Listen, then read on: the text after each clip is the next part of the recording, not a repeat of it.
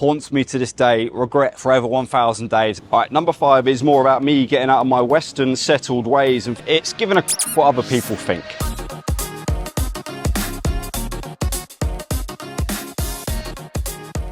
Hello, welcome to Swaddy Crowd. My name is Rob and I'm coming up to 3 years living here in the land of smiles. That's 1000 plus days of reflection and looking back. Hindsight is a wonderful thing, but what things do I regret doing since moving here?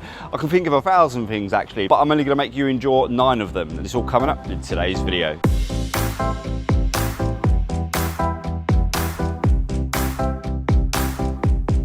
All right, let's kickstart with number 1, and that's why we're here at W District actually. This is kind of like a nightlife area. Come get yourself some beers, some food. Highly recommend it if you're in the Prakannon area.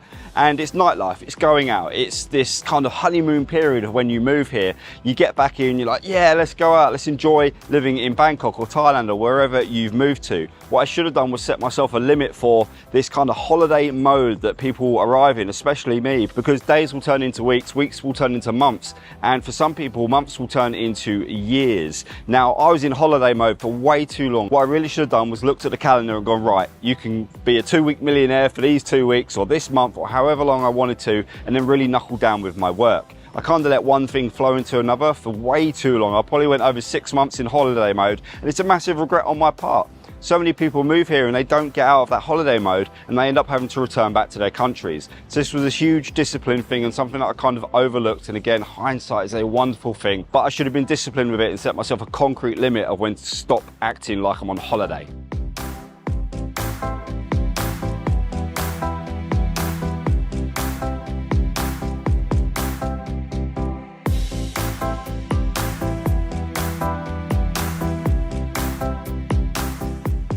All right, and number 2 brings us to Ekamai bus station, because I wish I had travelled more. I look back at all of my fellow content creators' videos when they travelled to all of the islands during the situation, and it was dead, it was bliss, and I really didn't realise at the time that I was going to be missing out, because we may never see it like that again. So I wish I jumped on one of these buses, especially here at Ekamai, for the sake of a few hundred baht, and visited a few places, just a couple of provinces here and there, Kanchanaburi, even gone all the way up to Chiang Mai and made the most of my time, Ko Chang. So many places that I wish that I'd made the most of that period of time and just ventured out and explored and got to know Thailand a little bit more before I settled in and kind of hunkered down here in Bangkok. So yeah, I regret not traveling more. While I'm here, just for reference, you've got Pattaya, which is like 130 baht. You can go to Jomtien Beach here for 160 baht in the minibus. You can go to Hua Hin for 200 baht, although you can get the train to Hua Hin as well for 44 baht if you check out one of my videos. Chonburi, you can go to Ko Chang, Bang San. There's so many different places that you can get for here. And actually, if you come and check out all of the boards, you've got all of the prices, exactly what kind of bus you're going to get, and all of the ladies here will be able to sort you out a ticket. And it's so easy. You don't even have to kind of pre-book. I know some people say, oh, you know, check on the website for availability. But for the most part, every single time I've turned up here, and I've been here 50 to 100 times, you just turn up at whatever time of day, you get your ticket, and then you end up jumping on your bus within like half an hour. There's not too much of a wait. And yeah, this Ekamai bus station is, you know, absolute gold for checking out other provinces in and around Bangkok.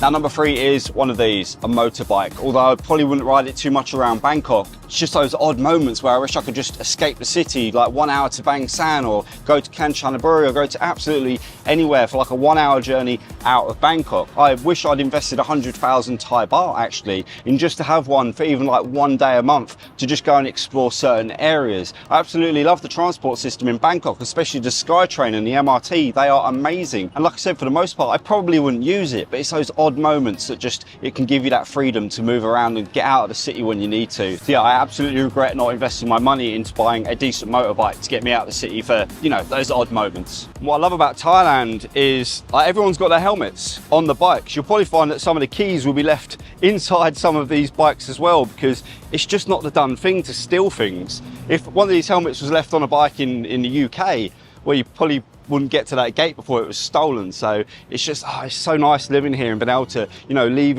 your stuff, leave your helmet and leave absolutely everything, even keys in the ignition, and know that it's safe and people will respect the stuff that you own.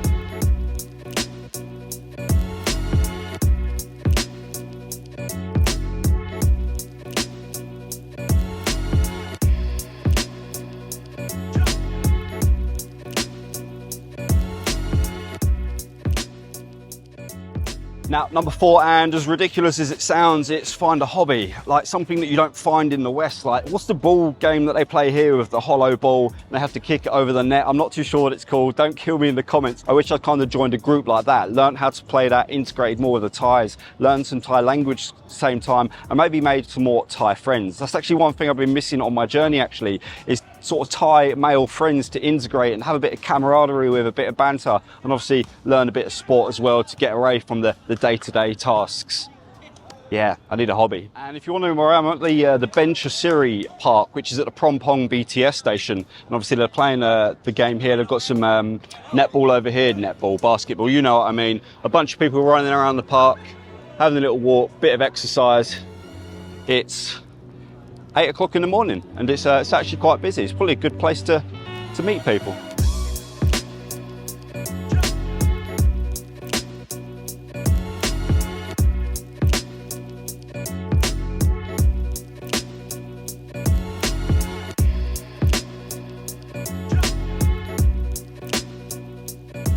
All right, number 5 is more about me getting out of my Western settled ways and thinking that supermarket's better, you know, packaged, refrigerator.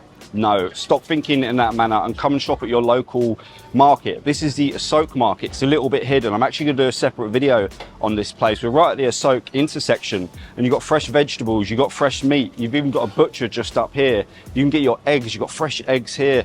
The lady here is doing chicken breast, chicken thighs, and the butcher is here. Oh, there he is. He was just cutting all of the meat. You've got fresh vegetables down the end here. You've got all of your, I'll show you the little shop down the end, because I've been shopping here for 3 years now, and I've been going to, here you go, you've got a little shop here, you've got all your dried chilies, all your fresh ingredients, so you can get yourself all your meals, all of your sauces, all of your oils.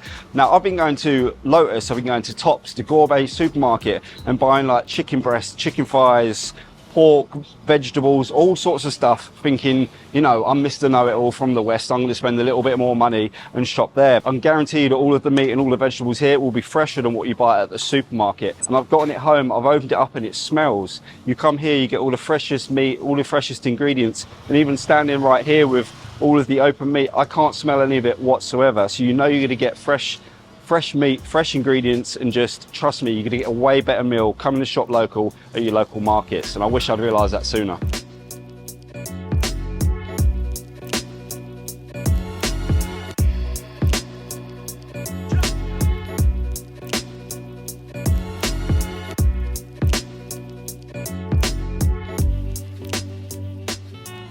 All right, and number 6 is, and it's cliche, learning Thai. I wish I'd arrived here on an education visa and spent at least 6 months trying to learn with somebody, but kind of like face to face in a classroom and actually hearing the tones, because I'm a little bit tone deaf, and that's why I was no good at DJing back when I was in college. So it'd be nice to have somebody hear me say something and then be able to correct me. I know there's some online courses and I'm going to be taking one shortly, so hopefully I can actually manage to catch on to all the tones and be able to get somebody else to try and correct me. I need like a partner to practice with. But yeah, I absolutely regret more than anything is not learning Thai as soon as I arrived here.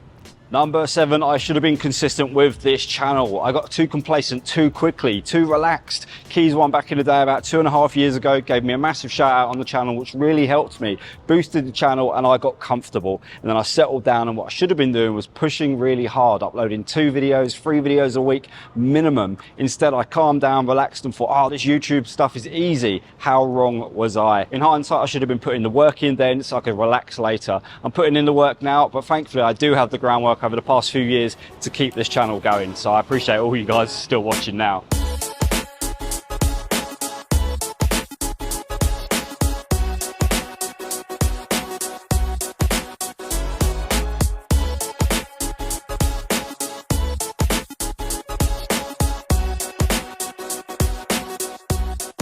All right, and number 8 is, well, not to put too fine a point on it, it's giving a crap what other people think. I spent far too long worrying about what other people thought of me, filming myself or what I was saying on my videos, what other content creators thought of me or my subscribers, and you just can't live like that. You can only be yourself, and I don't expect everyone to like me. And if you're still here at this point in the video, hopefully I'm doing something right. But worrying about what other people think here, especially in Bangkok, it should all go over your head, because no one cares what anyone else is doing. They're all living their own lives, and I spent far too long worrying about what other people thought of me. Thankfully now I can just be myself, and even though I do get the odd trolls down in the comments who moan at me for saying calf instead of cafe, water off a duck's back, couldn't care less. If you don't like how I talk, there are plenty of other channels that I'd highly recommend. Yeah, giving a crap what other people think. It's overrated. All right, and number 9, and it still haunts me to this day, regret forever 1000 days, and it's not trying enough Thai food. I cannot eat spicy food, and it's all well and good you're in the comments saying